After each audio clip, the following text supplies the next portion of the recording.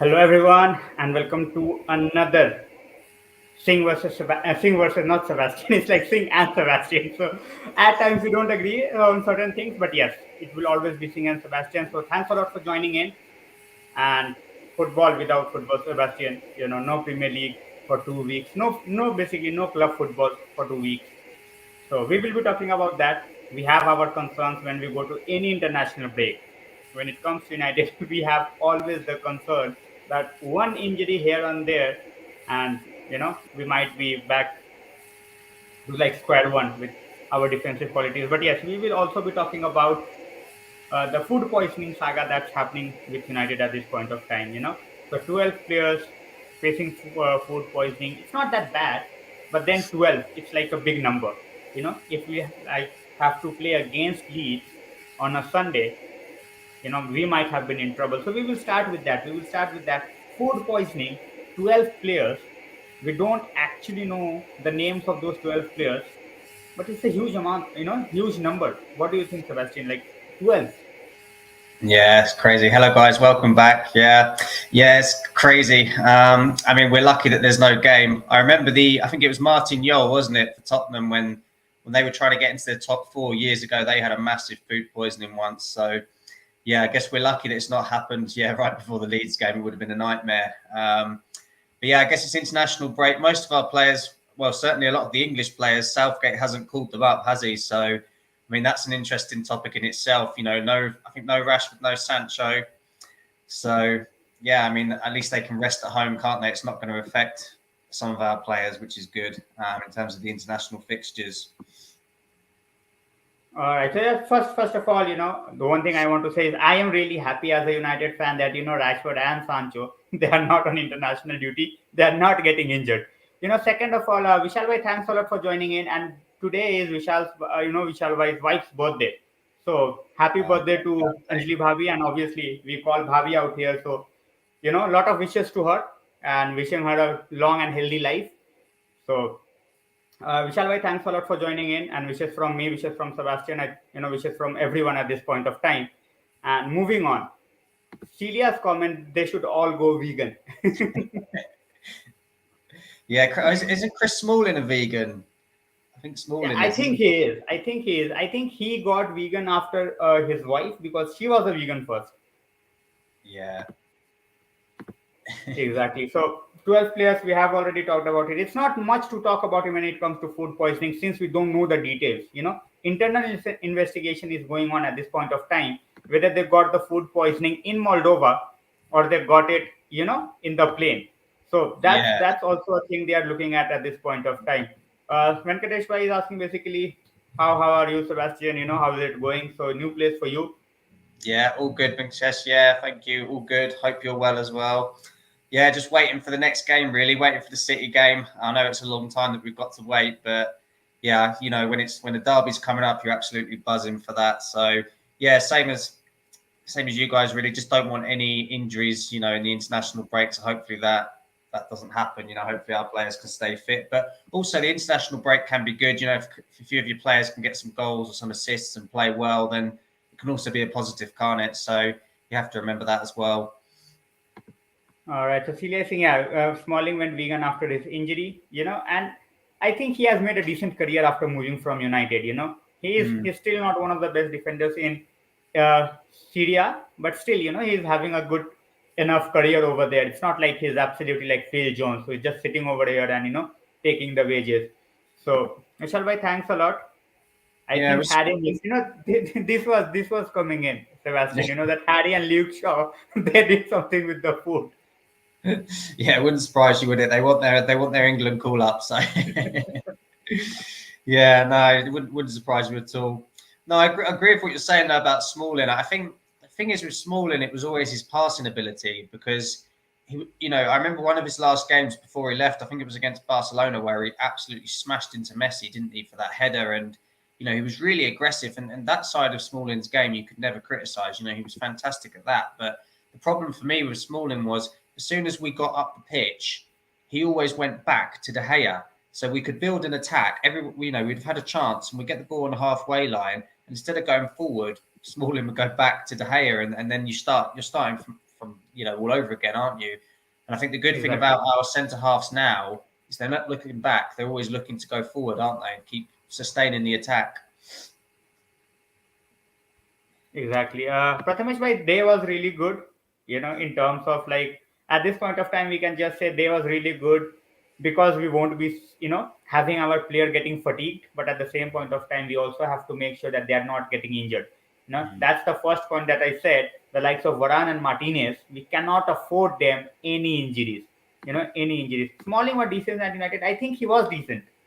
You know, it's just at that point of time when you look at Smalling and Jones or Evans, once Vidic and Rio left, it felt like they didn't have anyone to look after or Mm. to train them properly in the training, and just simply lost it. Like Smalling had one great season, he was where he was given the name Smaldini, you know, he was absolutely fantastic that season, Sebastian, if you remember.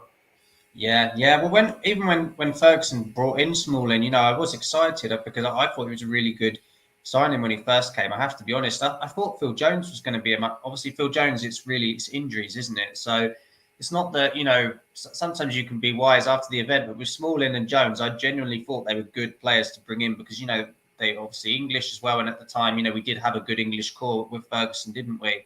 And it's always good to get the next best young English defenders. So I was happy when we bought both the players, but there was a time where both of them just needed to be sold, and we kept them both for far too long. And somehow Phil Jones is still Exactly. there. But yeah, Smalling wasn't all bad, was he? He certainly gave it his all. You can't ever criticise Smalling for effort. Exactly. And I think few of the players have been very unlucky with, the managers that they had at that point of time. In case, when you look at the likes of Mata, he arrived when David Moyes was the manager. Mhm. If he would have arrived when someone like Ole was the manager, or Sir Alex was the manager, he would have totally ripped apart Premier League. He has Yeah. totally ripped apart Premier League. Exactly. I always feel like as well that summer, if we would have got Fabregas instead of Fellaini, it would have all been so different. We got the wrong F, didn't we? But Fabregas came to Chelsea for I think it's about 2 seasons. He was absolutely brilliant. And at that time, I just felt like if we'd have just got that player, we could have kept the momentum. But it was kind of like in the end, we ended up with Fellaini and Mata coming in January, wasn't it? And it just didn't work, did it? Wasn't Alright. And enough. one thing was also there, that we were, Tony Cruz was available. And Yeah. Moyes just didn't call him back. He kept on waiting, and eventually he joined Bayern Munich.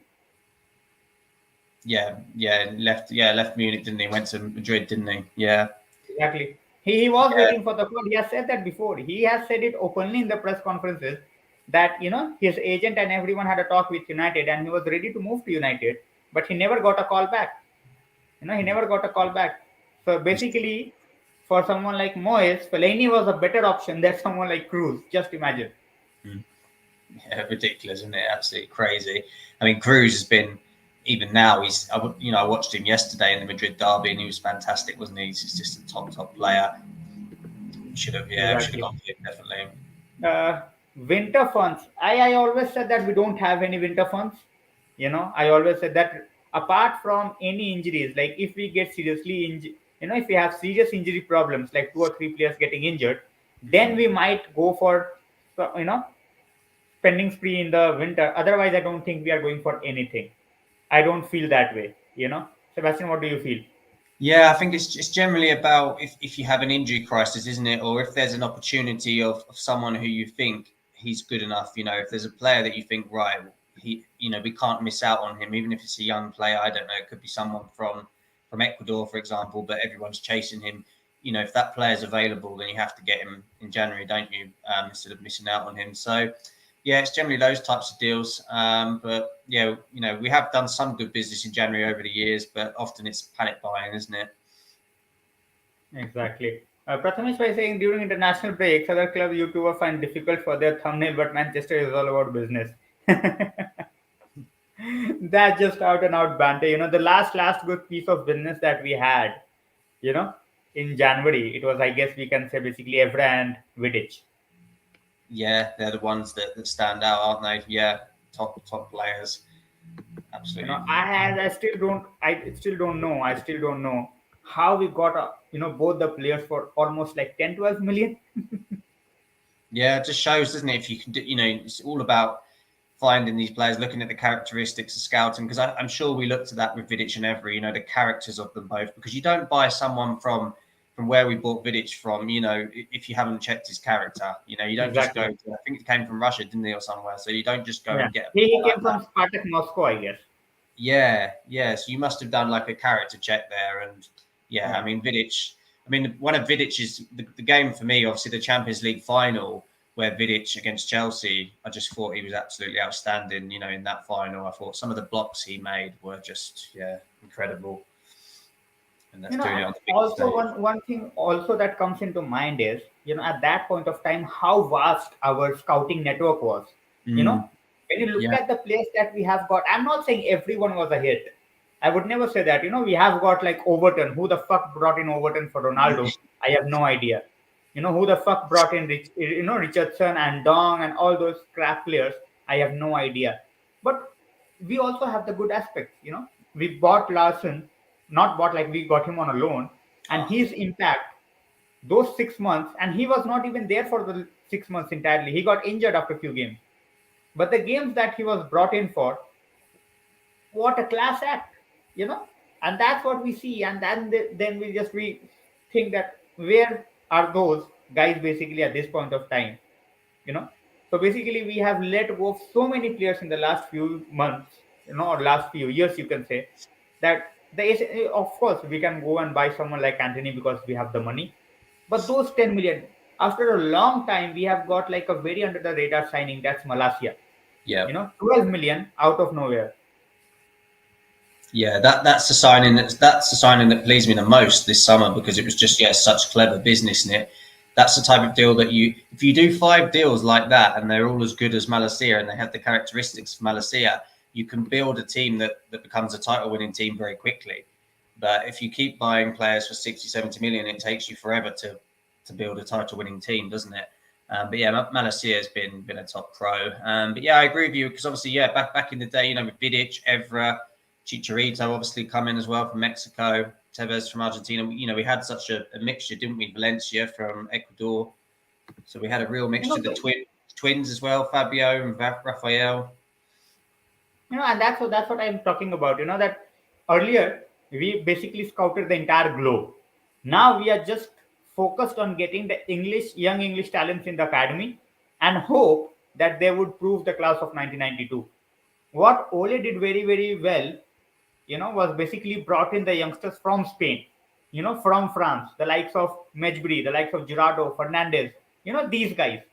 So if they are given good enough exposure, they can definitely take us to the next level. Yeah. Yeah, I feel like we will go down that route now with Ten Hag because Ten Hag's worked at Ajax, so he knows how to do it. Look at what Ajax have done when they've just sold all those players; they've already replaced them with a decent squad. So I think Ten Hag knows how to do that side of the game, which I think his experience will help. So I do think that in the next couple of years we'll start to be smarter in the transfer window. We can't be any worse than we have been previously. I mean, even this summer, okay, the quality of player is good, and we've got a lot of players that definitely improved the side. But yeah, we didn't need to spend the money that we spent. Definitely, I think the Eredivisie market has gone crazy. We've completely inflated the Eredivisie, haven't we? Exactly. And before we go forward, Vishal Bhai, thanks a lot. And as I said, Vishal Bhai's wife's birthday is today. So Anjali Babi, happy birthday. And I hope you really have a really nice time. And in the meanwhile, Vishal Bhai, we all know how much you love the channel and how much you have supported it. So thanks a lot from the bottom of my heart.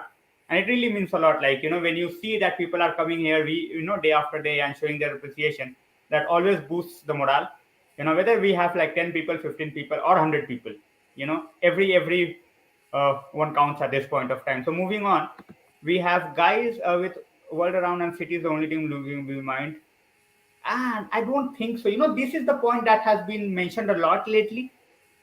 That City might fuck up, but then they still have that squad where they can actually negotiate like 7, 8 games in a month. But other teams, they are struggling. So how other teams are going to cope up with City, Sebastian? Yeah, this is the problem. It's difficult with City because It's almost like you don't even remember all their players. They just have it seems like they just have 22 players who can all come in and just play at the same sort of level. And that's the thing with Man City. Yeah, it's going to be extremely difficult, isn't it, to stop them this year with Haaland, banging in the goals that he is. So it's difficult. I think the Premier League, this is the only problem, isn't it? I know that Liverpool have run them close, but the Premier League is starting to become a bit one-sided with Man City, and that's where you need like a strong Man United back. You want Chelsea to be strong. Chelsea need to be strong again. Tottenham hopefully can give it a better go this year, but we know what Spurs are like when it matters. So yeah, you just hope for a competitive league, don't you? Because it has felt like in the last few years, especially the way that City play at home, it almost feels like a bit boring, doesn't it? Because they're just so good at keeping the ball. It's just a bit Exactly. predictable. Vishal bhai, Ankit bhai, welcome to the stream. Madrid derby experience. I think, I expected that sort of a game. In the first half, I think Atleti played really well. They were toe to toe, but I think their morale absolutely was blown out of proportion after they conceded that goal. Because they didn't realize what hit them. They were not expecting it. They were on the charge. They were doing everything right, and all of a sudden, boom, you concede a goal, and that second goal as well. The entire defense went to sleep. So it was game over at that point of time. In the second half, in the last 15 minutes, obviously at home, you are trying to get back. You still get that goal back, but I think it was just a bit too late. So Sebastian, overall experience of the Madrid derby. What do you think? Yeah, hello, Ankit. Yeah, I felt like Atletico Madrid. The problem is they focus too much on the dirty side of the game that they forget to play football. I watched Atletico last year in the Champions League, and when they played against Man City, when they actually tried to play football, they actually dominated Man City for a 10-15 minute period when they tried to do it. But they spend the whole time trying to kick people, and it was the same yesterday. Rodrigo de Paul, he's a fantastic player on the ball. When you watch him for Argentina, he's exceptional. He's really, really talented. But yesterday, all he was doing was just trying to get involved in fights and trouble, and they never focus on keeping the ball, and that's the problem. They've got Coca, they've got De Paul, they're both good players, and they don't need to do that side of the game so much. So I think Atletico should focus more on, they're naturally aggressive and physical, so they should focus more on trying to keep the ball as well, because they just seem to get themselves so wound up that they forget what they should be doing.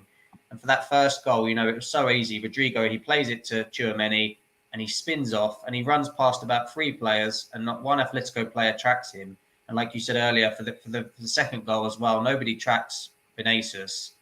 It's really, really poor defending. So yeah, Madrid were excellent. Real Madrid were excellent, but Atletico they need to get better with their concentration. All right. I also want to point out one factor. When Atleti initially started, you know, when Atleti initially started under Simeone, it was all about defense because at that point of time they didn't have attacking players. You know, in the recent years, they are one of the biggest spenders. Yeah. They have gone out and they have spent money. Okay, they have got some money back from their sales and everything, but they have gone out and they have spent money. Simeone keeps on playing the same way of brand of football, Sebastian. He's not willing to change. It's like I will keep on playing the same way even if I am figured out. So at this point of time, every team has figured him out the way he plays, and he still keeps on going the same way. So I do you think it is the right time to let Simeone go and brought in someone who will get the best out of the attacking, talent that they have? Felix is there, Griezmann is there, Morata is there, Carrasco is there, Lorente is there. All those guys, and Lorente is playing as a wing back. Carrasco is playing as a wing back. You know, Felix looks totally out of shape, out of control, everything. Yeah. No, I don't think they'll let him go. I think only if it got really bad would they think about letting Simeone go, if they went on a really, really bad run. But I do know what you mean. I think it has become to that point where it almost feels a little bit stale. And you feel like Yeah. if Simeone was to walk into, I don't know, into Milan or Juventus, he could do a really good job. I think he's one of my favourite managers, but it has become stale and he is struggling to get the best out of these players. I think when Atletico were at their best was when obviously they got to the two Champions League finals. But they built the team around Griezmann, didn't they? They had Griezmann, they had Diego Costa as well. Costa was a good player, but he was physical. And I think, yeah, Simeone, he's tried to bring in too many players who are all kind of similar. Let's be honest. Griezmann wants to play in the number 10. Felice wants to play in the number 10. Correa wants to play in the number 10. Cunha probably wants to play in the number 10. You've got four players there. They all want to play in the same position. So that makes it very, very difficult. And yeah, yesterday, Lorente, he struggled as a wing back as well. Vinicius Jr. had him, didn't he, on toast. So I think this is the problem. They're just trying to figure out their best team. So yeah, there's still work to be done for Atletico, but they've certainly got enough players there, haven't they, to cause you problems? There's no reason why Exactly. they can't turn it Ex- around. Exactly. Celia, thanks a lot for the super chat. And Celia is saying, go vegan. For me, that's not a possibility, unfortunately.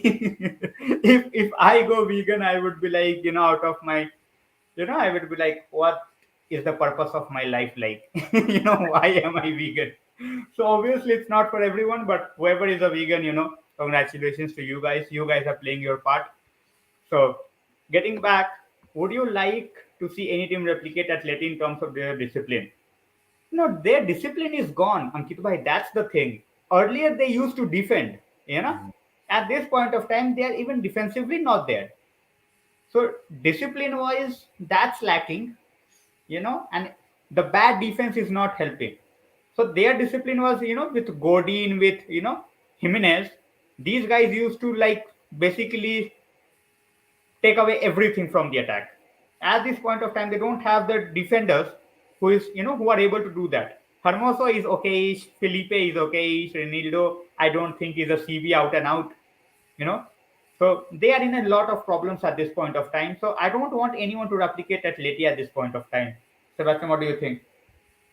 Yeah, I mean, it's interesting to have teams like Atletico, and I really enjoyed the Atletico that got to the two finals. I enjoyed that version of them because they used the discipline at the right time. But when it becomes like it is now, it's almost like all the players are just trying to kick people all the time, and it's stupid because it just affects them. But when Atletico are at their best, as we said earlier, you know, Godin and Jimenez, what was so good about their partnership was they were clever. They were strong and they were disciplined, but they were clever. Whereas now it's like DePaul, he just goes and kicks someone, gets himself a yellow card, and then Felipe gets sent off against Man City. I think it was in the Champions League. They're not clever. Hermosa yesterday getting sent off. It's not clever to get sent off. That's not clever football that's going to win you titles, is it? So it's kind of like the old Mourinho team. When Mourinho was first at Chelsea, he got it spot on, and same with Simeone first time around with Atletico, but yeah, there's always that fine balance, isn't there, between taking it too far and being disciplined in a certain regard to help you win a football match. Yeah, so Subhadra is saying basically in Atleti Madrid, 9 players involved in fight, Griezmann playing football, and Felix is totally absent from the game. That's what happens. We don't have that coordination. He is playing players out of position and trying to get a result. That's not going to happen against the best of the teams. You can play someone like, Carrasco or someone like Lorente as wing backs against the likes of Elche or Cadiz, Rayo Vallecano. You might get a result. You go with that formation against the likes of City, the likes of, Real Madrid. They will just have you for, lunch, breakfast, and dinner. And as Sebastian said, Lorente had a shocker. At that point of time, he was not anywhere in the game. The only time he used to be seen was when he was fighting. Yeah, exactly. Yeah, who got food poisoning? Malin, thanks a lot for joining in. We don't Um, know who got it. Still, we have like 12 players who have got it. So we don't know who it is.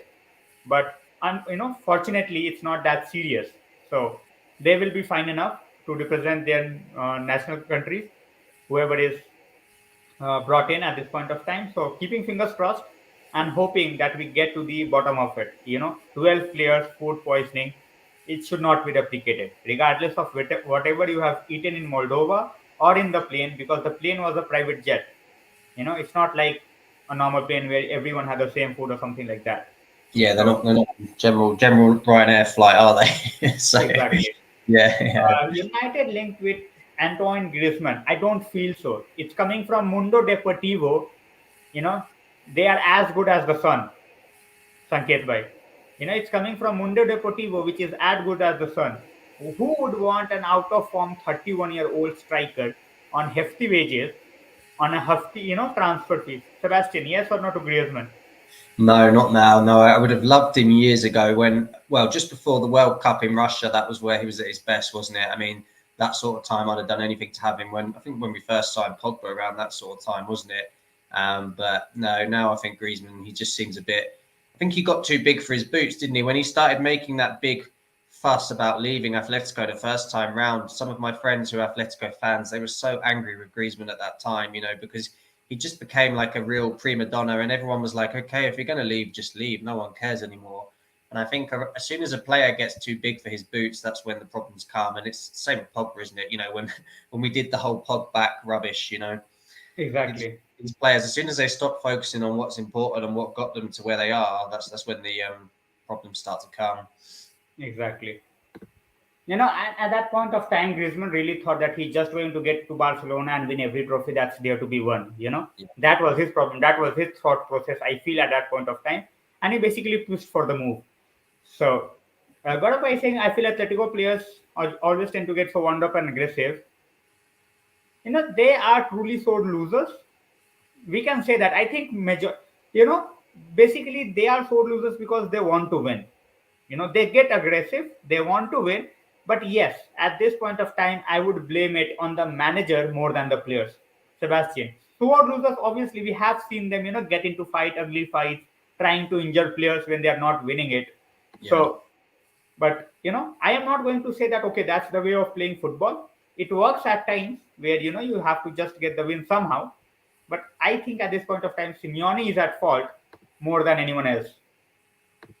Yeah, exactly. Yeah, well, you saw Simeone 3 minutes into the game yesterday. I think the referee had to come over and have a word with him, didn't he? So, yeah, Simeone just needs to, I think, calm it down a little bit because, like I said earlier, they've got the players. They don't need to be acting like that.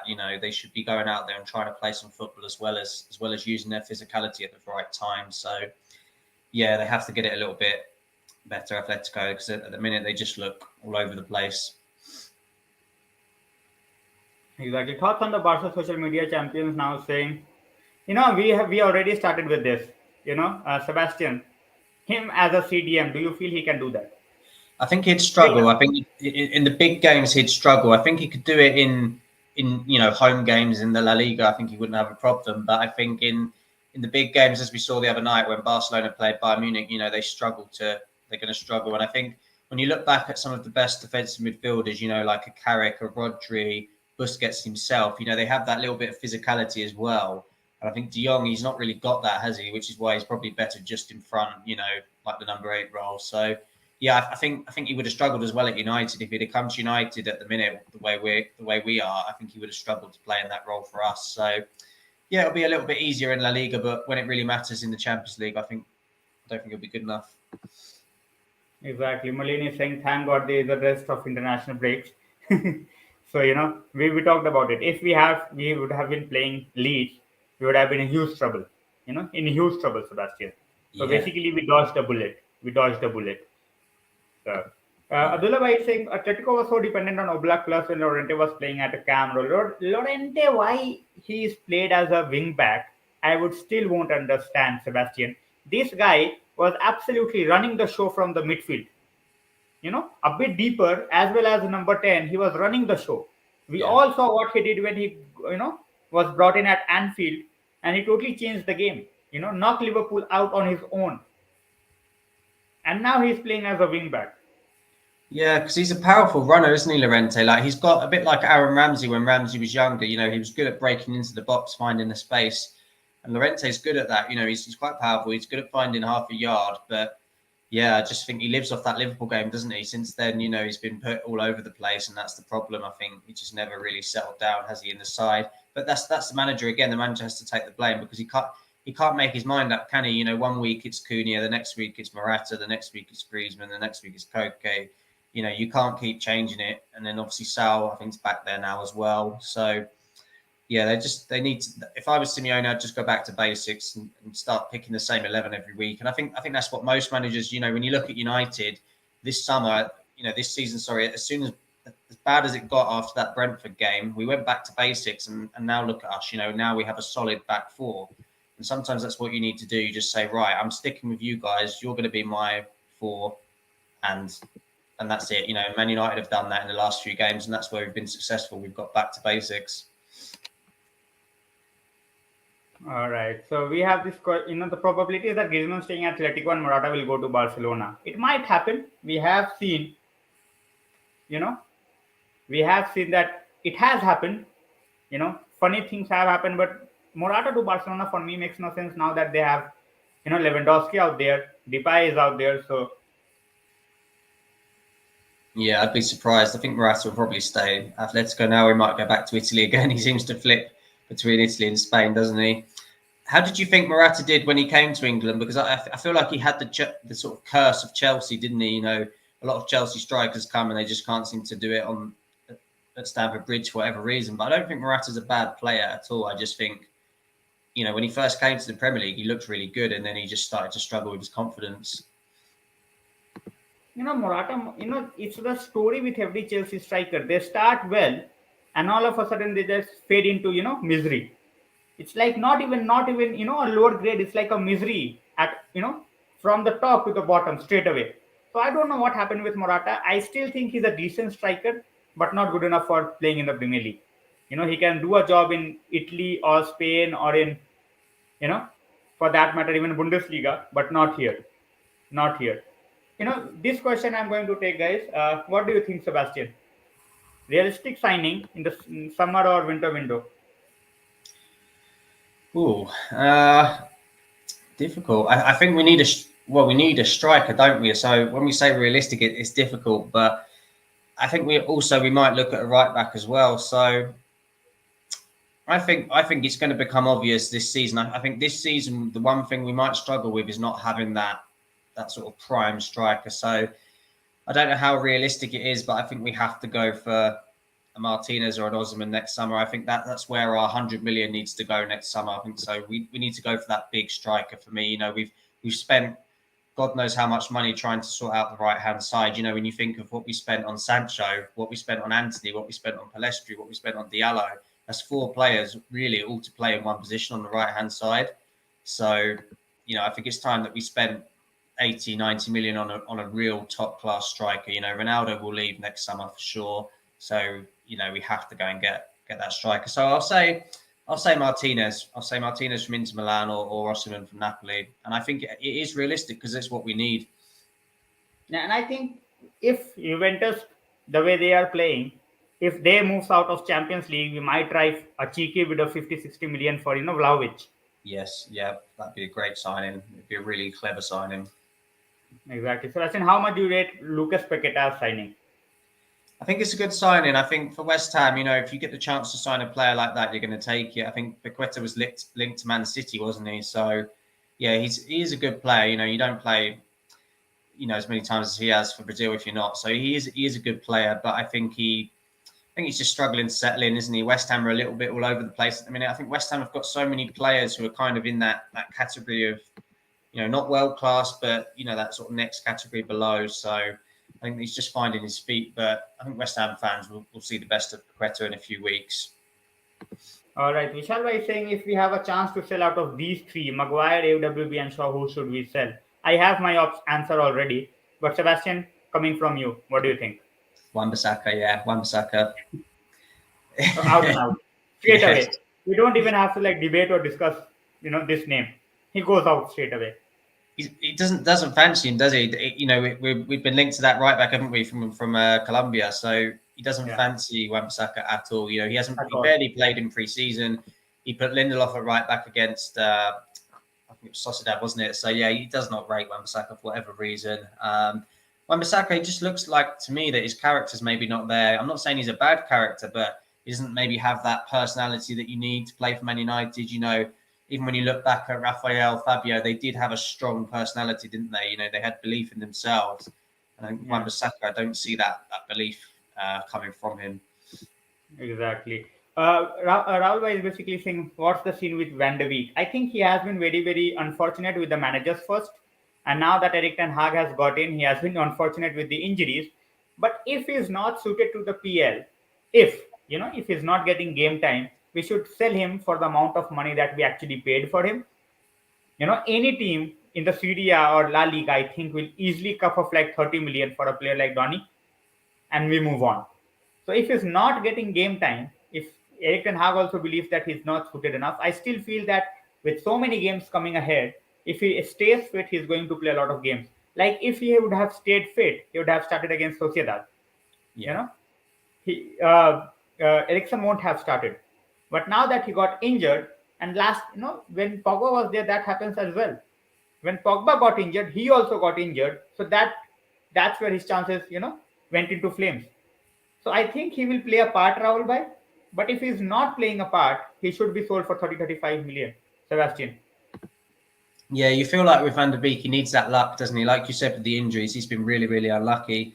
If anyone's going to get the best out of him, it will be Ten Hag, won't it? So hopefully Ten Hag can get the best out of him one way or another. I think Van der Beek, he just needs that moment to sort of kickstart his United career. He needs like an important goal in an FA Cup tie or something like that. An important goal in a Europa League knockout game, something like that, just to kickstart his career. Funnily enough, I think the last time I remember Van der Beek playing and playing really well was, I think he was the only player when we lost to Watford when Solskjaer got sacked. I think Van der Yeah. Beek came on at half time and he got an assist for Ronaldo. So yeah, I think Van der Beek's got talent there, but like you said, if it's not working, we will have to start to look to sell players. But we never seem to get a good fee for players, do we? So, I mean, you talk about 30 million. I mean, yeah, that's what we should be looking at. But I don't see United doing that because we never seem to get good fees, do we? Apart from maybe Lukaku, we managed to get the money back, but apart from that, we never seem to get good transfer fees. Exactly. Thoughts on Griezmann to United, Karan bhai? We have talked about it. I don't think it's gonna happen. It's just a rumor from Spain. Must be started by his agent or something, because at this point of time, neither Barcelona, neither Atleti is fancying him. You know, so he might be on the move, but I don't think it's gonna be us. It's not gonna be us. Prathamesh bhai is saying, did board make the right decision not to sign? At this point of time, what they have decided on or not totally depends on injury, Prathamesh bhai. As me and Sebastian talked about. If we don't have any injuries, I don't think we are going to sign anyone.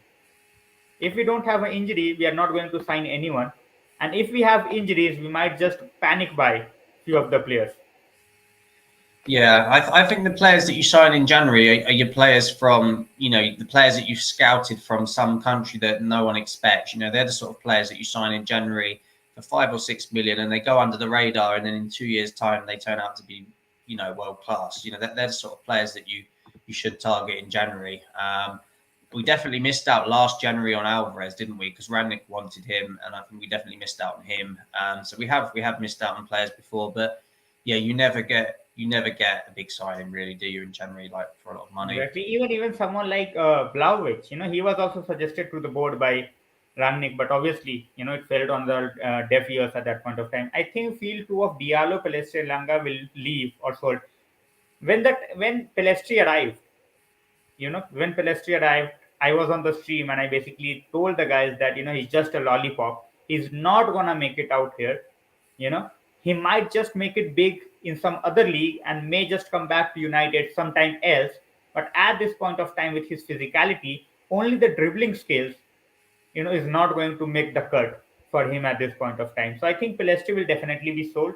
He's already a full international, and I think Diallo will be sold as well. Elanga we might just keep as squad player, because Diallo and Pelestri, they have higher ceiling and they might bring us a bit more money. What do you feel, Sebastian?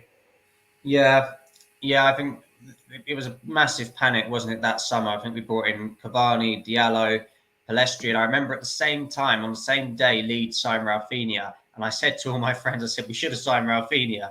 That would have been the one that could have come in at that time and played on the right-hand side, and he signed on the same day. But yeah, I didn't understand those buys. It was purely panic because again, why when you scout players like Diallo, why would you pay what we paid for him? You're supposed to be paying half that price when you scout a young player like that. So, yeah, we just got it completely wrong. But at least Diallo's out on loan now, which is good. He's got himself a good loan move. Palestri, I think once he's fit, we'll understand what's going to happen there. Is he going to go out on loan? So hopefully, finally, we'll see something this season from them in terms of can they at least get their transfer value up? If you look at Garner, he went to Nottingham Forest, got his transfer value up, but at least we managed to sell him for some money. So maybe we can do the same with Diallo next season. Exactly. Sangeet was asking, Sebastian, can we go for Raspadori, Kamada, and Limer? Raspadori is too young at this point of time. If we have to try for Raspadori, we would rather try for McNeil, to get in and get some game time because Raspadori is not proven at this point of time. He is a huge prospect, but not proven at all. Limer would be a dream signing for me. Kamada, I don't think where he fits in this United team. Now that we have Fred over there, Ericsson is there, McTominay is there, we have Casemiro there. So I don't see where Kamada fits in. But someone like Limer for 15 million is like a no-brainer. Yeah, if you said to me tomorrow that you're going to have those three players, I agree with the comment in the sense that it would improve the quality of the squad. But I don't think that two of them are like we're not going to get Raspadori. He's only just gone to Napoli, so I don't think we're going to get him. Kamada, we don't really need him because he kind of plays in the same position as a Bruno or an Ericsson. But Lima would be the one, as you said. He's very versatile and he's a really good player. So yeah, you'd take Lima, wouldn't you? Exactly. And he's a workhorse, above everything, he's a workhorse. So basically, he gives you 90 minutes week in, week out. His injury record is really, really good, you know, and he can give you he can even play in a different formations. If someone someday we try to experiment with three at the back or something like that, he can still play in that role. Yeah. So, January transfer window would be completely dependent on World Cup. I don't think we are going to go after young stars, to be very Mm. honest, unless or until we have injuries, as we talked about it.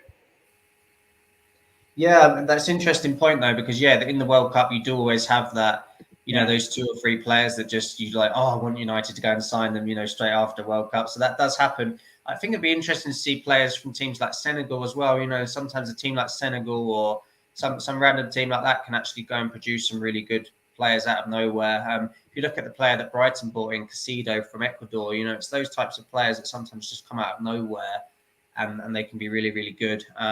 I think as well, I'd be interested to see if United are sort of secretly looking at a goalkeeper because I do think that Ten Hag wanted to replace De Gea because he was trying for two keepers who were of a good level, Sommer and Trapp. If he'd assigned them, I think he was looking to potentially make them number one. So it wouldn't surprise me if Ten Hag's sort of secretly looking at a goalkeeper as well. And, there's lots of good goalkeepers out there who potentially come next summer. exactly. Thuram as a striker for United, no for me. Straight away, no for me. Yeah, maybe just a squad player, but it wouldn't really improve the starting lineup, would he? No, no way. And even if Ronaldo goes, he's not going to give you 25 goals. Thuram's quality is 10 to 12 goals, which we can use from the bench. But we need someone like who can go toe to toe with the likes of Haaland, Kane, giving us 20-25 goals. Thuram is not that guy for me. Jonathan David, same. He failed miserably, and even this season he has not started well. So looks like the promise from the season that Lille won is diminishing at this point of time with every passing game. Mm. Yeah. I think with a striker, I think it's got to the point, like you said. I think it will become clear to everyone this summer. And I think it was kind of clear actually when we had Ollie as manager. When Ollie finished second, that next year we needed to get the striker, but we kind of got Yeah. Ronaldo, and it's not all Ronaldo's fault. But obviously, yeah, he's not that young striker that we needed, and I think we're kind of at the same stage at the end of this year. I think the same sort of thing will happen. I think maybe we'll get in the top four, maybe we'll win a trophy, but City will probably win the league because they've got that real world class striker, and that's where I think it's going to be obvious that next summer we have to go and get that top player. Exactly. Rakesh, bhai, I don't think United will go for any striker in January. We will have to wait till the summer.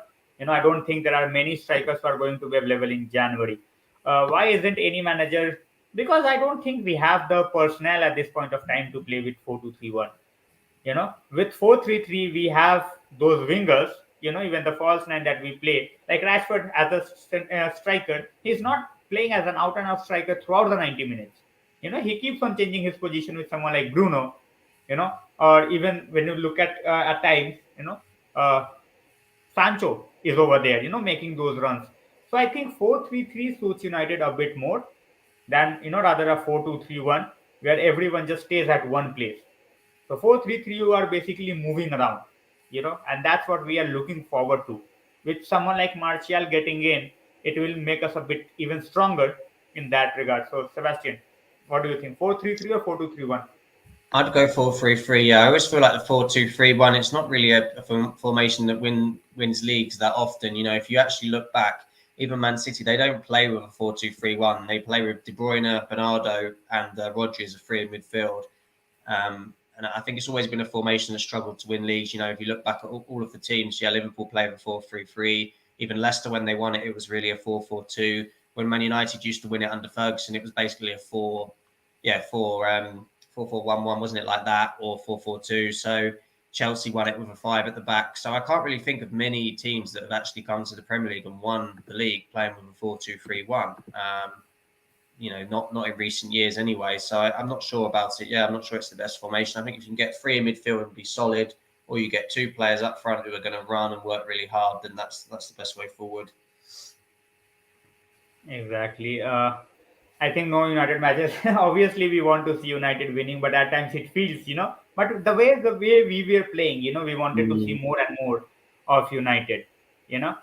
So Yeah, the breaks really come at a bad time for us because I feel like we would have beat Palace 1-0, maybe got another 1-0 win. And then I felt like the momentum that we had going into the Leeds game, it was perfect. A tough yeah, derby against Leeds. We had good momentum. It would have been, yeah, I do feel like we would have picked up 6 points in those games. I really do. So I think we've been a bit unlucky, but what can you do? It's the same situation for everybody, I guess.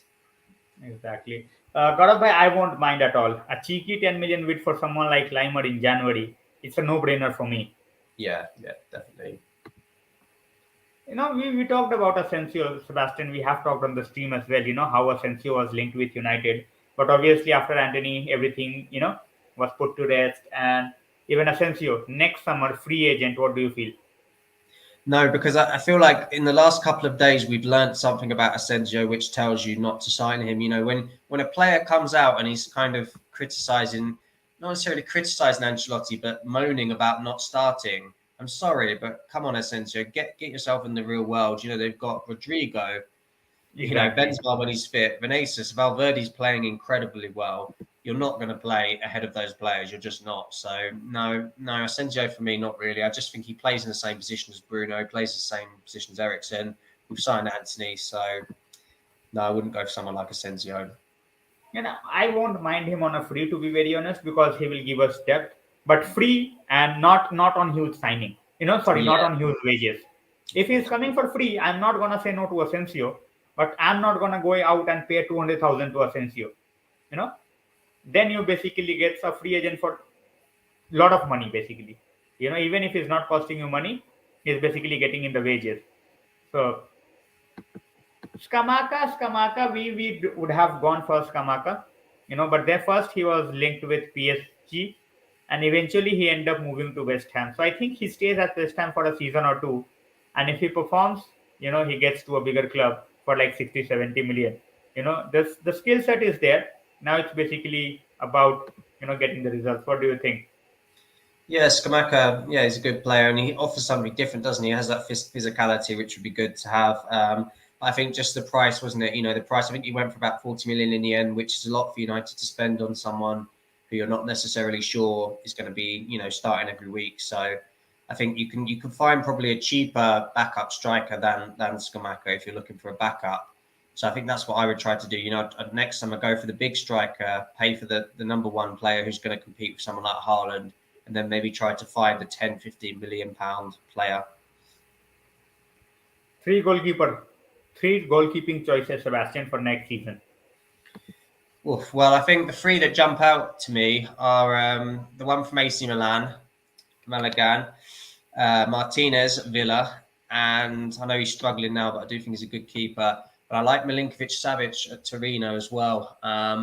Senegal have got a couple of good goalkeepers. One of them playing for Rennes. His name escapes me, but they've got a few good goalkeepers as well that you could look out for. Big sort of 6'6" goalkeepers. So there are a few keepers out there that we could definitely look at who could improve us for sure. Yeah, but I just have a theory. It might not be right, Sebastian, but next season we might just give Henderson 1 year Hmm. because next season I think we need those three players: a right back, a striker, and a CM. So I think our budget gets totally blown over in those three players. If we have Yeah. to get an absolute out and out goalkeeper, it's gonna cost us 50 to 70 million easily. And I don't think we are going to spend that much money on a goalkeeper next season.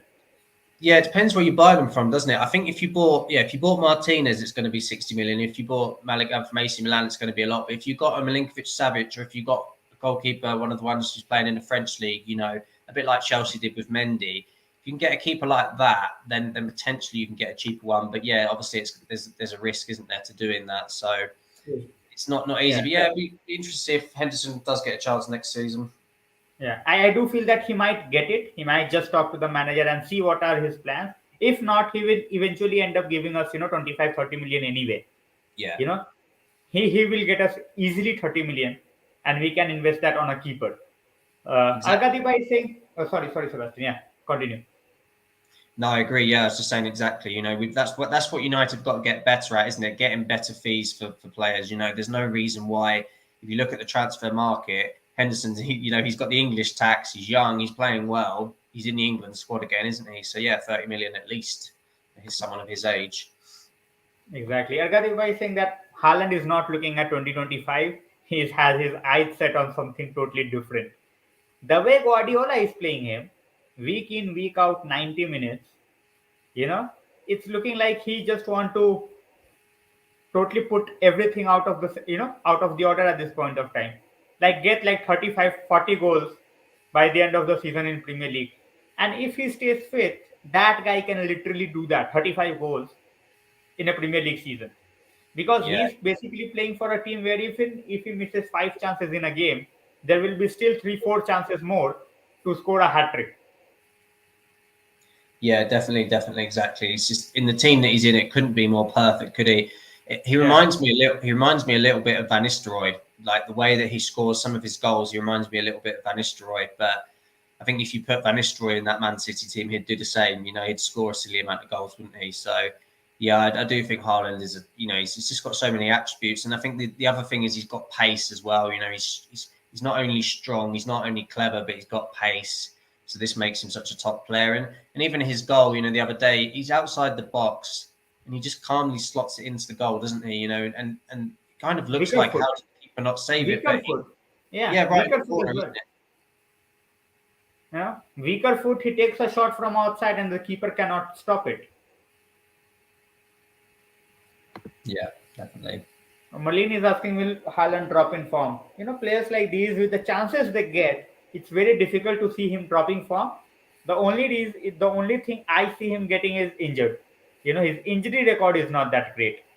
So he has started like a, bullet train at this point of time. But one stoppage, one injury, and it might just be over for him throughout the season. So let's see. That's what happened at Dortmund as well. For the last 3, 4 months, he barely played because of the injury. So, if he's not injured, I definitely see more than 30 goals coming, Sebastian. Yeah, exactly. Yeah, if he can stay fit, but yeah, I think the only thing that could stop him, yeah, would be an injury. Definitely, at the moment, the way that he's playing, it's either an injury or something. With maybe if De Bruyne got injured, it could stop his supply. Exactly. Onana from Inter Milan. No, I am not keen on Onana from Inter Milan. Diego Costa, we might see, we might try, but as I have said, even Sebastian has said that we are not scouting, you know, in the Portuguese league or in the French league. We are just too, at this point of time, if we get a name from somewhere, we might just see him, but that doesn't guarantee that we will sign him.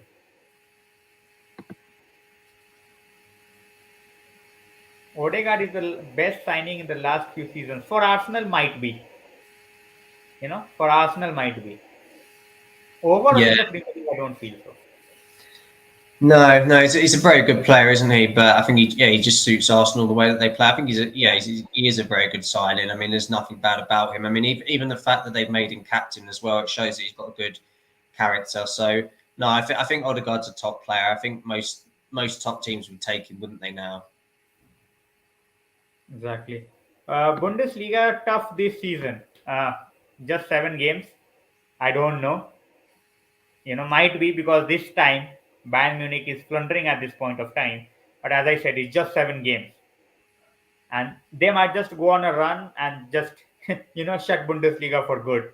Before that's what they do every season. Even if they're floundering, they will basically just go on a run, win the Bundesliga, and then focus entirely on Champions League. Yeah. Yeah. Yeah, it's weird with Bayern Munich because they've actually done well, haven't they, in the Champions League in the two difficult games? You know, they beat Inter Yeah. Milan, they beat Barcelona. So I do think that maybe in the Champions League it will help them having someone like Mane because it makes them a bit different. They have a Yeah. different threat. But yeah, in the league, when you just need someone to put the goal and put the ball in the back of the net, they've been struggling, haven't they? So I mean, it's nice to see, though. It's nice to see that the German league's a bit more competitive this year. But I just, the problem is Dortmund will slip up. Leipzig are playing awful. So, and let's be honest, Freiburg, Frankfurt, they're not going to win the league. So Bayern Munich will win it in the end. Ivan Tony to United. I won't mind him, but I don't think he's still there as a United striker. He can be a good backup in a big team, but I don't see him as a United striker just yet. Sebastian, what do you feel? Yeah, I like the thing I like about Tony is his confidence. I mean, even his free kick the other day was ridiculous Oh, the way that he just chipped it yeah. up for himself and his penalties. So there's a lot to like about Tony. You know, he is a really good player, and I do think in a better team he could score a lot more goals. So I think actually we'll learn a bit about Tony maybe in the international break if he plays for England and he plays against Italy and he actually maybe does something. You could learn something about him in terms of what level he's actually at and can he do it under the pressure. Because obviously we've learned that about Tammy Abraham. You know, once he's gone to Roma, we've learned about him. So I think sometimes the international break can be good for things like that. All right. Jill, welcome to the stream. Thanks a lot for joining. Harlan is a beast. He's going to get his revenge on us because of what Keane did to his dad. What if McTominay does, what Roy Keane did to his dad? You know? So obviously he is looking for his revenge, and McTominay we have Casemiro. So we have guys who can just go out and bully him out of the game. Simple as that. He is a big bully at this point of time. He can bully defenses, but when he faces, the likes of McTominay or Casemiro, even the likes of Varane, if he is having a great day, Varane, he can bully anyone. But we have talked about this, and Sebastian, I would love to hear what you think. To stop Haaland, you have to stop uh, De Bruyne and Silva. He is totally out of the game. Yeah, that's the thing. It's very very difficult, isn't it, to stop him because he's one of those players who can just find a moment, can't he? So it'll all depend on how we set up. You know that'll be interesting. I don't know what everyone thinks. So let us know in the comments, guys. But how will we set up against Man City? Will we play with can we play with Eriksen and Fernandez, or will we need to play Casemiro and McTominay? You know, because obviously, it's not easy going to City's ground, is it? So that'll be really interesting to see how we play if we change it or if we stick with what we've been doing. I think it's really difficult to find that balance because I do think that if you're going to go to Man City's ground to get a result, you also need to keep the ball. So you don't just want to go too defensive because a big part of getting a result at Man City, if you look back at all of the teams that get results at City's ground, you have to go there and you have to try and keep the ball for a certain amount of period in the game. Exactly. What it feels, it is staying longer than moving. No, whatever he is doing at this point of time, I don't think anyone is stopping him from moving to Madrid. That's the reason he has put up a clause, exact 2024. Exact 2024 when he feels that Benzema will be out of there, you know, from Real Madrid, and this guy basically goes out and become the biggest name at Madrid. So he has his mindset over there. As a City fan, you might not want to, pull that feeling in at this point of time, that oh, we know that he's going to stay over there. But City is never going to be Real Madrid. Simple as that. Simple as that. Even if his dad played for you guys, or even if his upcoming son in the future plays for you guys, nothing matters. Madrid comes calling, Haaland says I'm coming. you know Simple as that. No, I disagree. Look at the history of Man City. Paul Dickoff. He's a much better player than Cristiano Ronaldo, isn't he? So come on, Man City have got the incredible history. Look what they did before. What did they do? Was it before 2008? Look what Man City did. What a fantastic, historic, really successful club they were. It's always been everyone's dream to play for Man City, hasn't it? Exactly. And he's Bilal is talking about Haaland. We have Alvarez, KDB, and still you guys lost to a midfield of McFred. So it's all about so many players you can have. That's fine. Your defense at this point of time is in shambles. You know, you don't want to take that in. But when you look at the center backs, Diaz is not in form. You are trying, Stones. You are trying Akanji. You are trying Ake to have that best solution. I am not saying that we are going to be favorites, because the attacking talent that you have taken the names, you have lot, but then it just takes one mistake, you know, one mistake in a counter-attacking game, and that's what we are going to do. We are going to play a counter-attacking game and hope for the best. Quality-wise, City's squad is at this point of time huge, very, very, very, very, you can say ahead of United.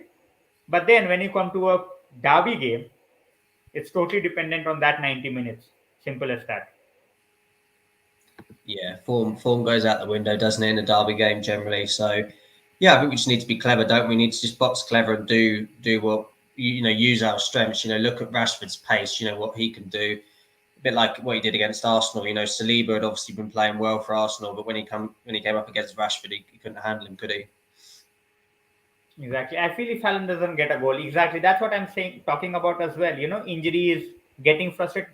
Even in these City games, when you look at him, if he's not getting a pass, he's basically acting as if he's Sergio Aguero or Ronaldo or Messi. That if you're not passing the ball to him, you are doing a sin. He's throwing arms around, everywhere, like I am the one, I am the one. So it might happen. It might happen. And Marlene is saying what history. Marlene Sebastian was just poking fun at City. There is no history. There was no history at this point of time. In the next 20 years, they might call this time as their best time. Where they are winning also. At this point of time, they are building their history. They don't have a history, but they are building one for them right now. But still, that CL is missing. And coming to that CL point, I feel that City's decline will come after Guardiola leaves, because he is such a big manager. Even if the player is not feeling a part of the team, or if he's not going to play a lot, he will just sit quietly on the bench. It's not going to happen with other managers. Yeah, that's very true. I think once Guardiola goes, we'll start to see it a bit like it was when, like City won the league in 2012, we won in 2013. So I think, having those managers like a Pellegrini, like a Mancini, they've got mistakes in them. And I think when Man City lose Guardiola, it will go back to that. And also they'll lose the draw, won't they? Of course, they'll still get players, because the wages that they'll pay, but players do want to pay for Guardiola, don't they? So, yeah, I do agree with that. I think Guardiola soon, hopefully, will go to. I think he wants to manage Brazil, doesn't he, or Argentina? He's talked about managing in South America, or maybe he wants to manage Peru. Who knows? But yeah, I think ultimately he will leave at some point, and that will make it more, make it more of a level playing field for everybody else, won't it? Exactly. Sebastian, if we stick with what's working for us according to Jill, is that enough to beat City? I don't think so. Even what we are sticking with, we have to bring up the intensity to a different level to beat someone like City. Yeah. I think the intensity has to be there. We have to get everything spot on. Martinez, Varane, they have to be very, very careful. Dalot as well. They have to get those tackles right. They have to time them at the right time.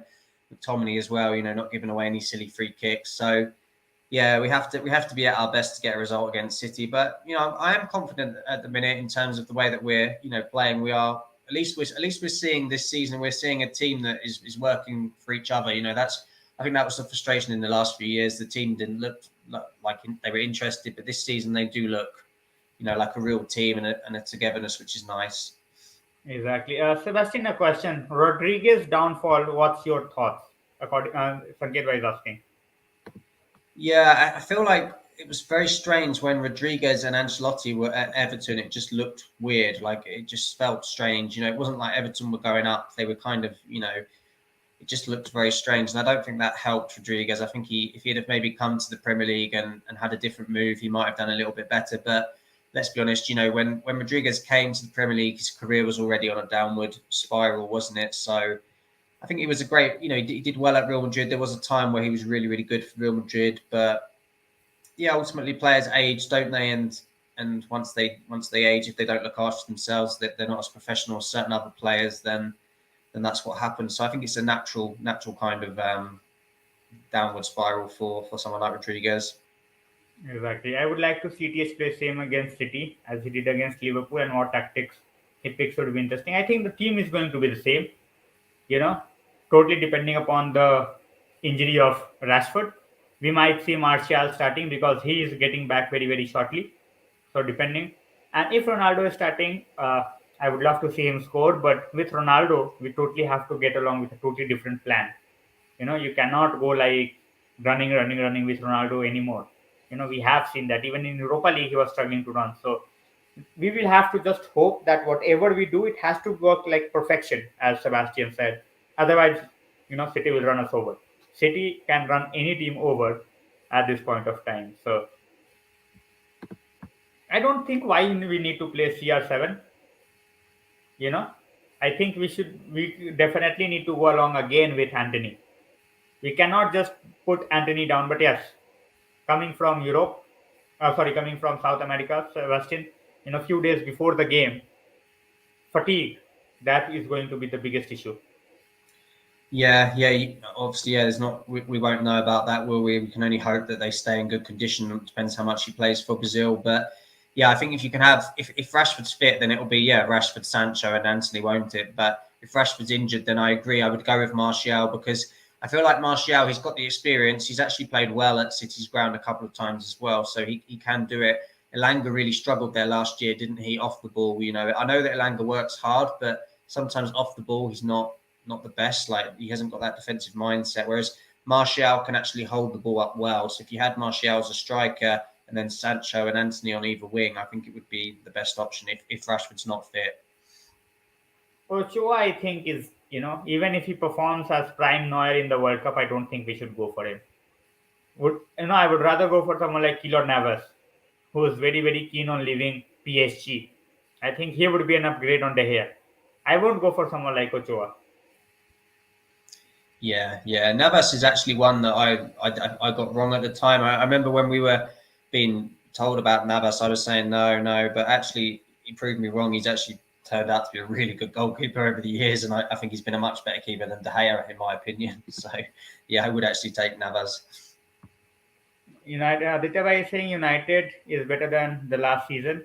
Derby will be exciting. I do feel that Derby will be exciting, you know. And the one thing that I'm really looking forward to is they are not going to, even if they are scoring, we won't be out of the game. Or we are not going to give them goals on a silver platter like we did last season.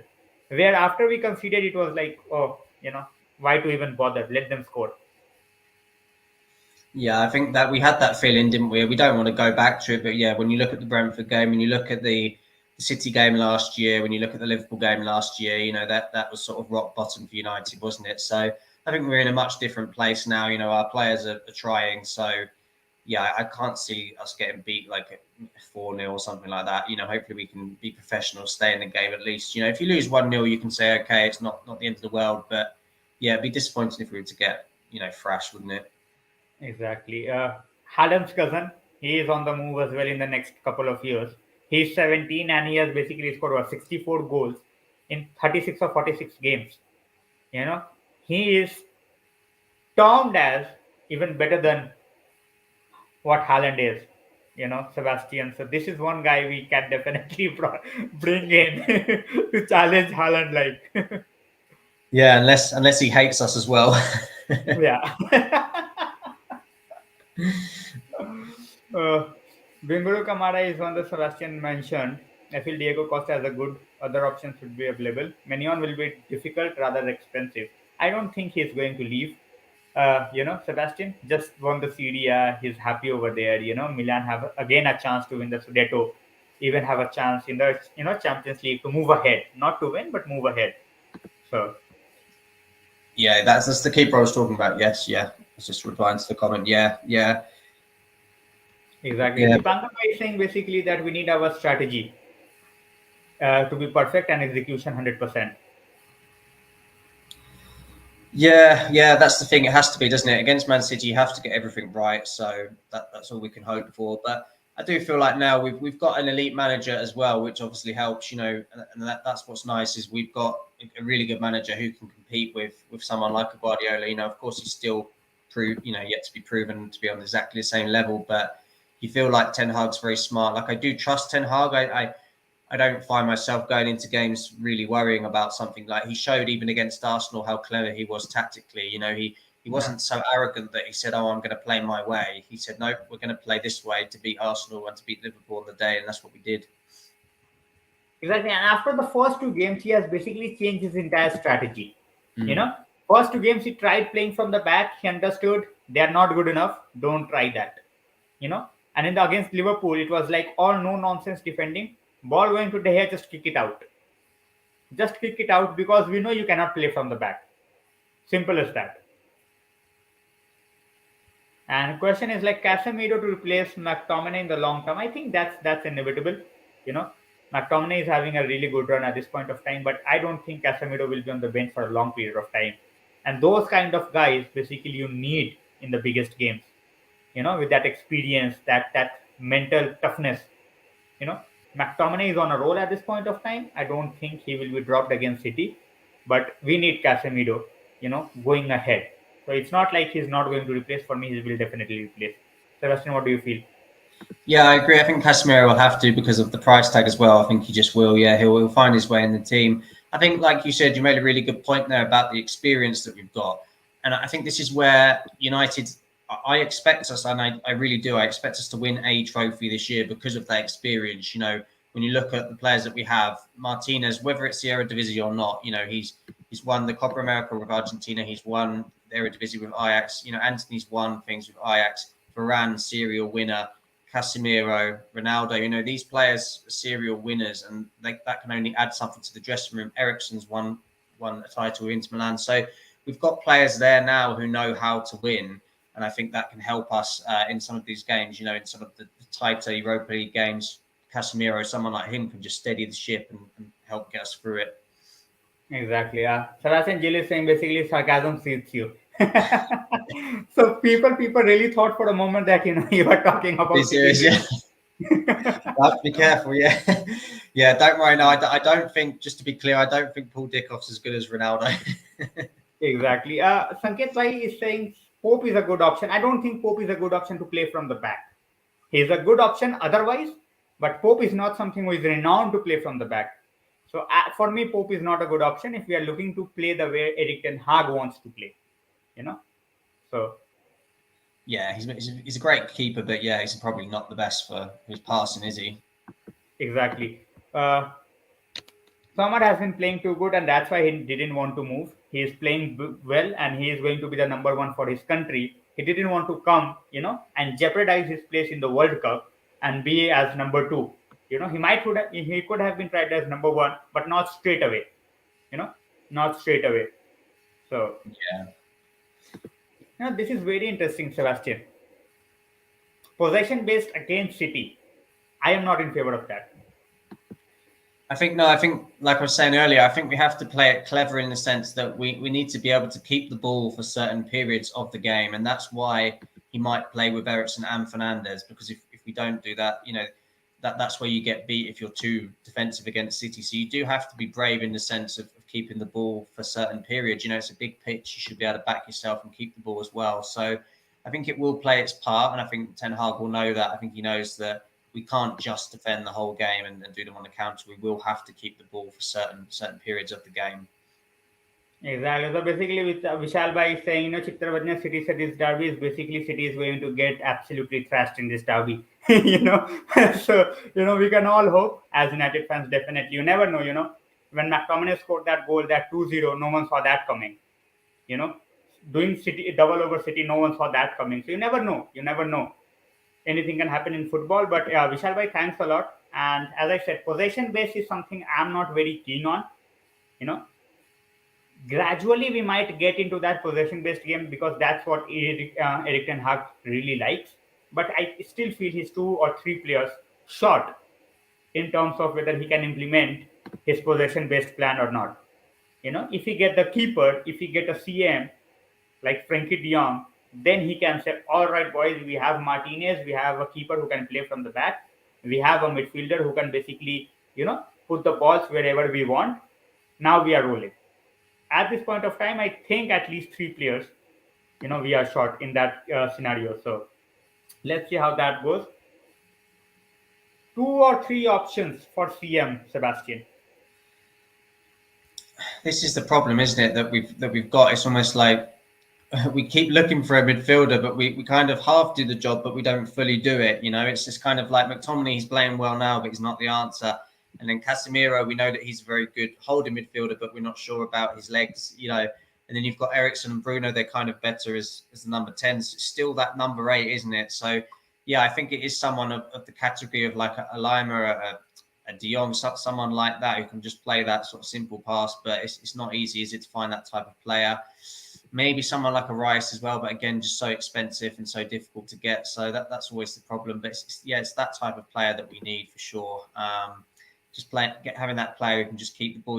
Players like who PSG have just signed. They just signed Fabian Ruiz. They signed Vitinha. That type of player who can just control things is what we're still missing. That, aren't we? Exactly. Malin is saying I didn't think so. Sarcasm too. Absolutely. Few people thought that it was just a place for City, but obviously it wasn't. Do you think we should sell Dean Henderson? I don't think we are going to sell Dean Henderson next season. I would be surprised. I won't be shocked if he's sold because of the way he has behaved. But I do feel that instead of selling him next season, we just try to give him one chance, you know, and if it's not working, then in the next window or even in winter, we can try for a goalkeeper. But without playing, I don't think it's a good choice to let him go. And people who are saying that he's conceded 17 goals, out of that, only 2 was his mistake. Yeah, the problem for Henderson with the interview is that he just, Yeah. I think it's a real lack of experience. And I admire him for being honest in some ways. Like I watched the interview, I watched the full interview, and I thought, okay, Yeah. because I wanted to give a fair reflection. I didn't want to just read a couple of words. I wanted to actually give a fair reflection. And I liked his honesty in many ways. And I get that he was frustrated because Ollie had maybe told him one thing and then another thing happened. But Exactly. at the same time, you have to be a professional.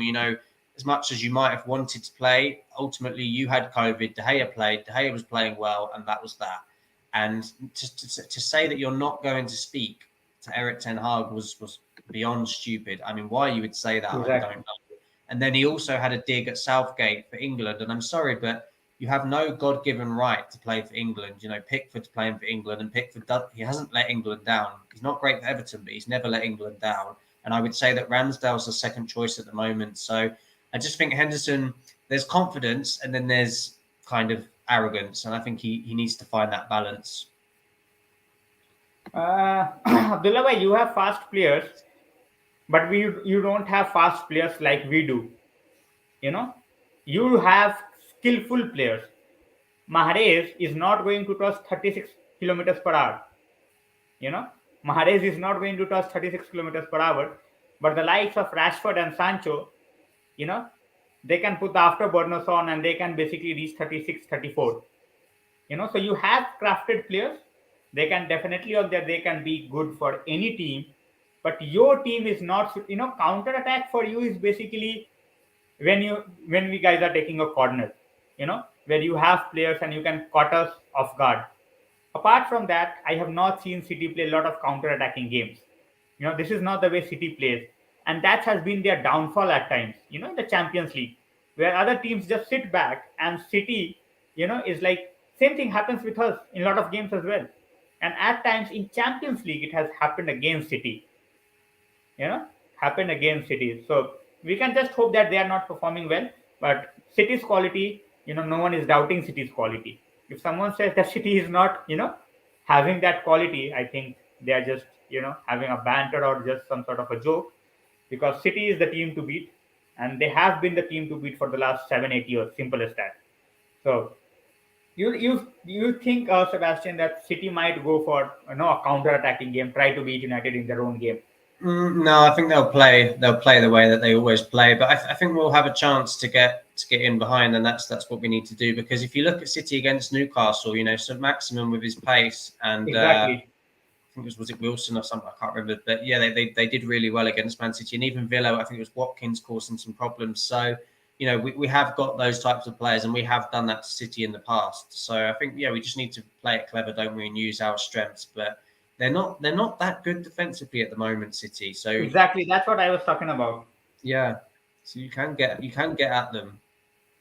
Yeah, they have struggled, and as Abdullah Bhai said as well, they have tried few things, defensively, and they have not worked that great. Like they have got the wins, but they could have easily dropped point against Dortmund, and they have dropped points against, as we talked about, Newcastle as well as Villa. Yeah, exactly. So it's not so cut and dry. Vitinha and Fabian Ruiz have started off well for PSG. I do feel that they are the contenders for Champions League. I will put them alongside City and Madrid. These are my top three to win the Champions League. And they already had the attacking players, Messi, Neymar, Mbappe. They needed that shift in the midfield. Now they're going to get that from the likes of Vitinha, Fabian Ruiz, Verratti is there. So they have basically sorted. And even with three at the back, now they are playing three at the back.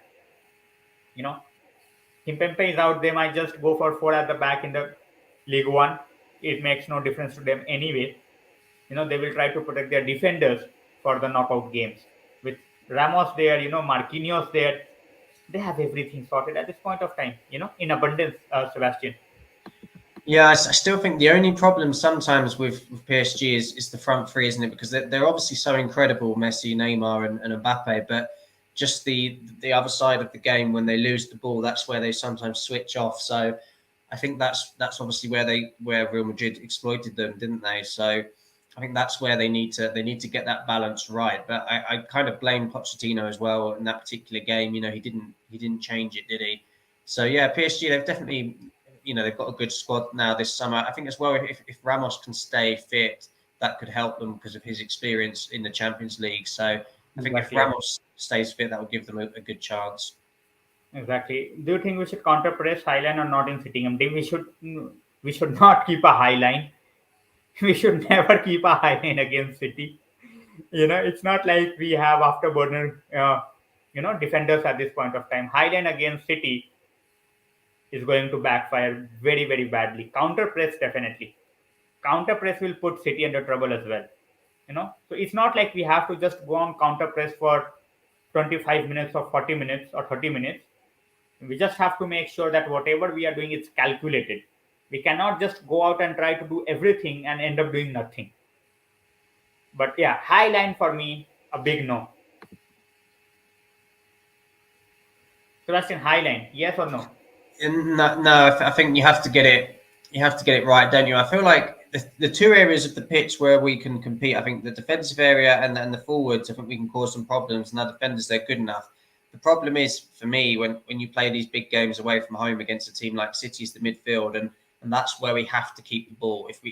This is the problem. When we've gone to City's ground and we've won a couple of times, that's when we've managed to keep the ball for sustained periods. So whoever's playing, if it's McTominay, if Fred comes off the bench, if Casemiro's on, Eriksen, Fernandez, they have to be better. We can't do what we did against Southampton and Leicester, where we just switched off for 20 minutes after we scored and we left huge gaps in midfield. Because if we do that against City, we'll get spanked. So we need to keep the ball better, and I think that's the key. The midfield has to be solid, and everyone has to be brave. You can't beat Man City away from home if you're not brave.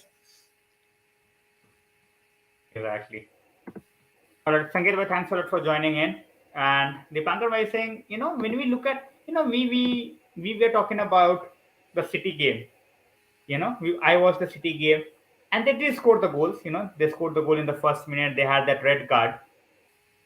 But then, when you look at the second half, the way Wolves played against City, it was a reminder that you can control the game against City.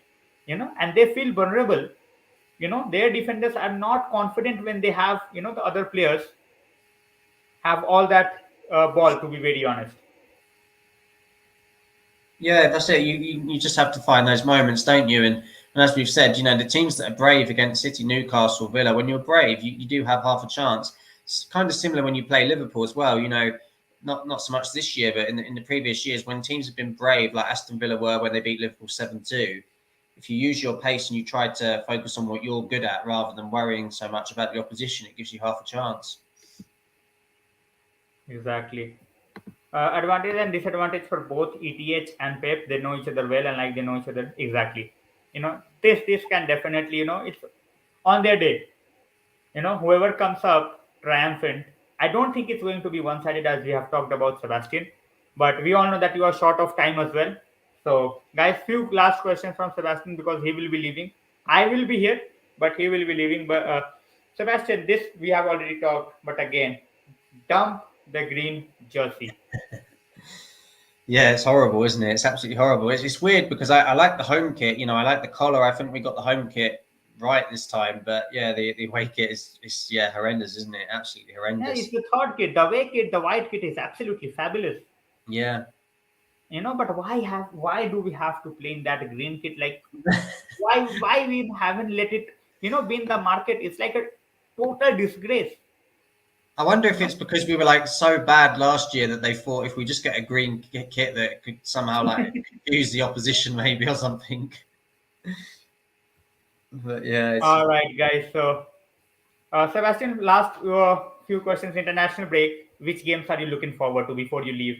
I would love to hear from you. yeah. Well, I'm looking forward. As I said earlier, I'm looking forward to seeing the England game against Italy as well because I want to see if Tony can step up. I want to see how he can do. So that's the main one that I'm looking forward to. Obviously, yeah, always keep an eye out for United players, but yeah, I think as people mentioned, Ivan Tony's a striker who's going to be available, next summer for 40, 50 million. And obviously, if we can't get our first targets, he could be someone that we look at. So I'd like to see him play in the international fixtures as well. Obviously, from a United's point of view, you always hope that Maguire can sort of get his form back. So if he plays for England and can do well, then that's never a bad thing, is it? So yeah, generally that game really is the one I'm looking forward to the most. What about you? Is there any games you're looking forward to? Yeah, I'm looking forward to how you know there are two games I was always watching as well. That Germany versus Hungary game. Mhm. That's going to be a good one. England versus Italy, as you said. So these two games definitely. And after as Avilabai is saying before our game, North London Derby. Who are you picking, Oof. Sebastian, for that one? I'm definitely not. I'm not missing that game. That'll be a cracker. So, I don't know. It's really because Tottenham haven't been beaten in the league, have they? I think they're still unbeaten in the league. So Yeah, they are unbeaten. yeah. So that makes it really interesting because they'll want to keep that going. And obviously, Arsenal have been on a good run. But as we saw with Arsenal, as soon as they came up against a good team like us, they Yeah. struggled. So I don't know.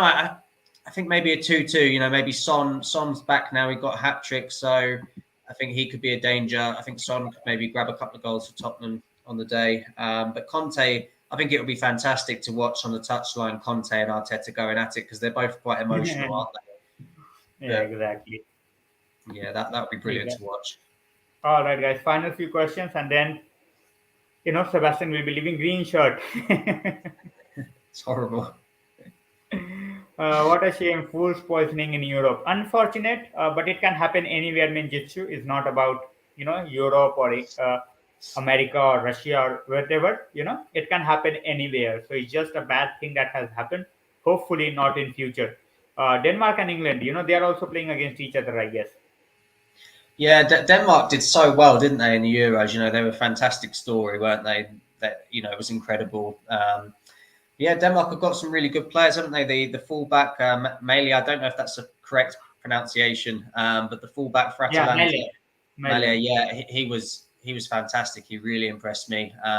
So Denmark have got some interesting players, and I think that makes them one to watch.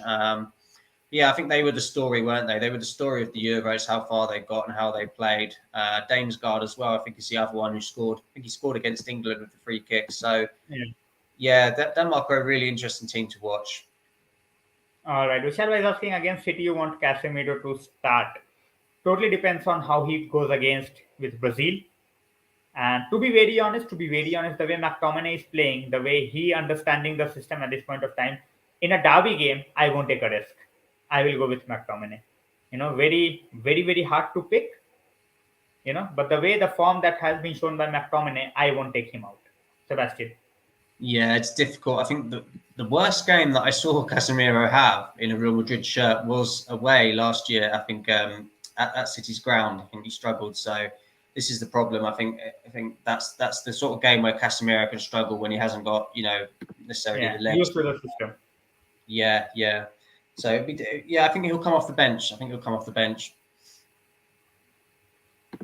All right. So I don't think we have funds. We have talked about this, Ayush bhai, that for winter transfer window, I don't think we have funds unless or until there is an injury.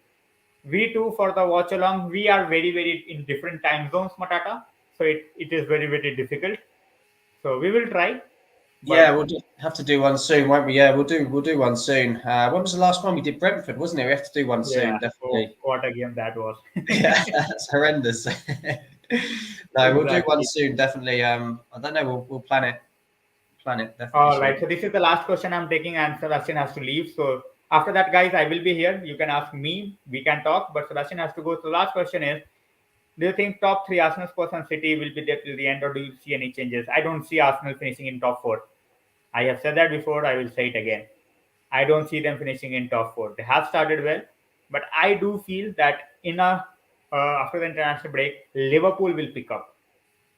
Liverpool with the likes of Nunez, Thiago coming back. They will have Konate always. No, Konate also coming back. Jota also coming back. So I think Liverpool will pick up big time. If Liverpool keeps on failing, then I do see Arsenal just sneaking into top four. Otherwise, I see Arsenal getting out of top four. Sebastian. Yeah, I don't see Arsenal there either. I just think Arsenal needed a midfielder and they didn't buy. I think if they had Ruben Neves, they'd be a completely different team. But I feel like Arsenal, they're only an injury or two away, as we saw against us. If they're an injury or two away from struggling. So, yeah, I still think City. I think Spurs will get in the top three, and then it could be between United or Liverpool, Chelsea as well if they can get going under Potter. But yeah, I still don't see Arsenal as top four. The same as you. Exactly. The same reason, I don't rate Arteta that much. He has done a good job, but mentally, is he good enough to push them to a top four? We will have to see. And we all talk about, injuries. One injury in defense for Arsenal, that's game over for them. One injury to Jesus, and that's game over for them. It's with majority of the teams apart from City, but that's how it is. That's how it is. So they get, either of Martinelli or Jesus gets injured, in everything shifts to someone like Enketia or Smith Rowe, and all of a sudden it's a totally different thing. So Sebastian, thanks a lot for joining in. I know you had like 90 minutes, so thanks a lot for joining in. So Very um, welcome. Very welcome. It's nice to see everyone. Thanks everyone for joining in. Yeah, good night, Gareth and as well. guys, as you all know, Sebastian channel's link is always in the description. If not, you can always look at when I post, even on Insta as well. So I always tag him for this event. I mistakenly sorry, because of something I was not able to tag him, but obviously it will be in the description. So make sure that you guys like him, like and subscribe to the channel. That goes without saying, right, Sebastian? Like it just 2 seconds, Yeah, definitely, definitely. and Come over and join. Definitely, yeah. exactly. And when it comes to Sebastian's channel, he is basically our South American scout at this point of time. you know so you will find lot of South American talents which he covers. Obviously, being in India at this point of time is not that easy. You are not able to watch the games, the telecast is not on, and you being there, you're basically looking them straight on. The Yeah, players from Boca or players from River. As you said, you watched Alvarez scoring that. I guess what he scored, what, 5 goals, 6 goals in a game. 6 goals, 6 goals. Yeah. Yeah, it's crazy, crazy, crazy game. So But yeah, I'm going to watch Boca Juniors on Sunday, so I'll tell you who catches my eye in the next episode, guys. all right. So Sebastian, thanks a lot for joining in, guys. Sebastian will be leaving. I will be here. We will be talking. So Perfect, guys. thanks a lot, Sebastian. See you soon, guys. Bye. Definitely. So guys, Sebastian's channels is always in the link. Sorry, always in the description. If this is not his channel link is not in the description, it will be in the different video as well. So don't have to worry about you know because his videos are short. As I always say, his videos are short, 4 to 5 minutes. He looks after the scouts and everything. So you guys can definitely go on, and I will just, I think I have missed it, but I will put it on. Just give me 1 second, guys. All right, I have put.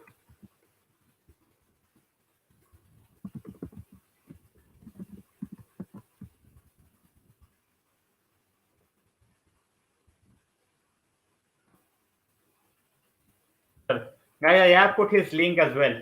I have put his link in the description as well. So don't miss out on that. Arsenal भाई मैंने नहीं देखा है यार. Portugal की Jersey I find its good.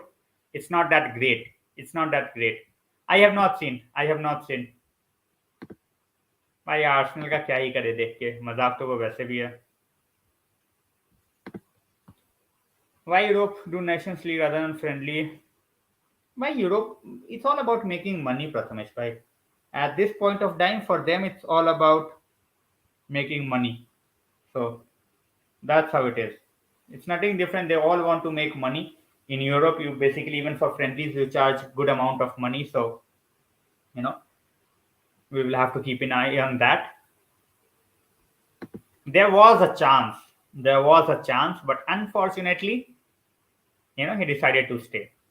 We had a chance even like few years back as well, but he decided to stay as well. So we have had close shaves, with certain players. Unfortunately, it didn't go through. Unfortunately for us, it didn't go through. So,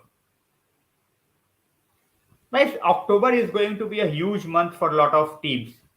October is going to be huge month for a lot of teams. It's not just about one team. You have Liverpool, you have Arsenal, you have United, City, Spurs.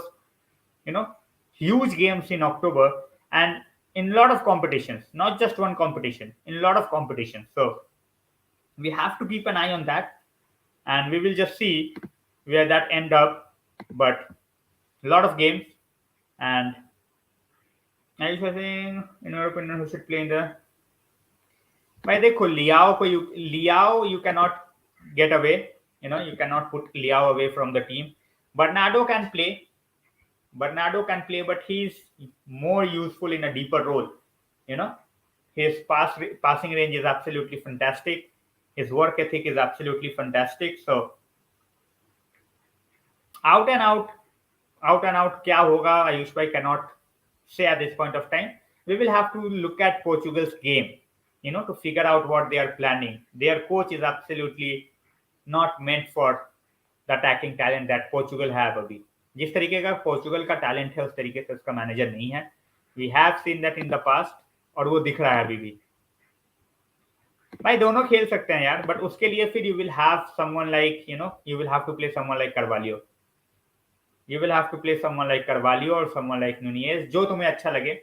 Carvalho को तो ऐसे खिलाता है भाई, Santos जैसे. Carvalho उसका बेटा हो कुछ. हर गेम में खेलता है Carvalho. Every game Carvalho plays. So, chalo guys, with this I will be ending the stream. It was great to have everyone out here. And Monday night है भाई, already almost 12 बजने वाले हैं. Tomorrow I might try a different time. ठीक है, कल मिलते हैं. Stay safe. Have a great Monday night. And obviously काफियों के लिए midnight हो चुका है, तो good night guys. Stay safe. See you tomorrow. And have a great time with your family. Thanks a lot for joining.